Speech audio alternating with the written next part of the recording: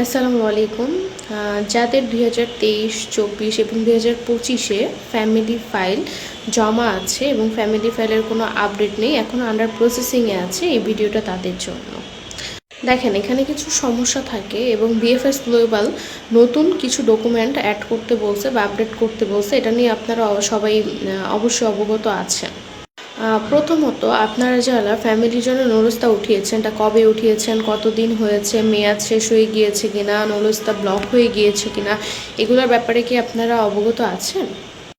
অনেক সময় নুরুস্তা ব্লক হয়ে থাকে, যা আমাদের প্রিভিয়াস ক্লায়েন্টদের সাথেও হয়েছে। আমরা যখন ডকুমেন্ট প্রসেসিংয়ের টাইমে অনেকবার ব্যর্থ হয়েছি, তারপর আমরা ক্লায়েন্টকে শেয়ার করার পর ক্লায়েন্ট প্রেফেক্টরা থেকে যখন খবর নিল, তখন জানতে পারলো যে তার নুরুস্তাটা ব্লক হয়ে আছে। তখন আমরা রেসপেক্টেড ক্লায়েন্টকে জিজ্ঞেস করলাম যে নুরুস্তাটা ব্লক হওয়ার কারণ কী, কারণ ফ্যামিলি ফাইলের নুরুস্তা ব্লক হওয়ার তো কোনো কথা না। অনেক সময় দেখা যায় আলোচ্যতে সমস্যা থাকে, কেউ আলোচ্য টাকা দিয়ে কেনে, কারো আলোচ্যর মেয়াদ শেষ হয়ে যায়। তো প্রেফেক্টরা যখন প্রপার ইনভেস্টিগেশন শুরু করে, তখন এগুলোর কোনো অস্তিত্বই খুঁজে পায় না। তো এটাই হলো আপনার ফ্যামিলি ফাইলটি দীর্ঘদিন পড়ে থাকার একটা কারণ। তো আজকে আপনারা খবর নিন আপনার নুরুস্তা ইস্যু করা লাগবে কিনা, মেয়াদ আছে কিনা, অথবা ব্লক হয়ে আছে কিনা।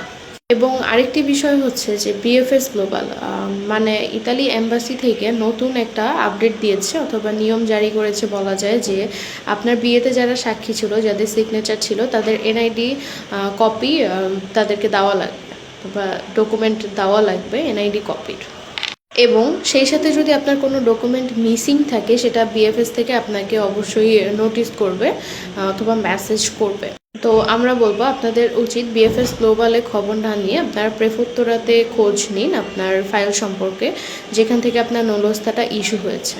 তো ধন্যবাদ। অফিসিয়াল এরকম আরও নিউজ পেতে আমাদের পেজটি ফলো দিয়ে রাখবেন, এবং আপনার যদি ইম্পর্ট্যান্ট মনে হয় আজকের ভিডিওটা, তাহলে অবশ্যই শেয়ার করবেন।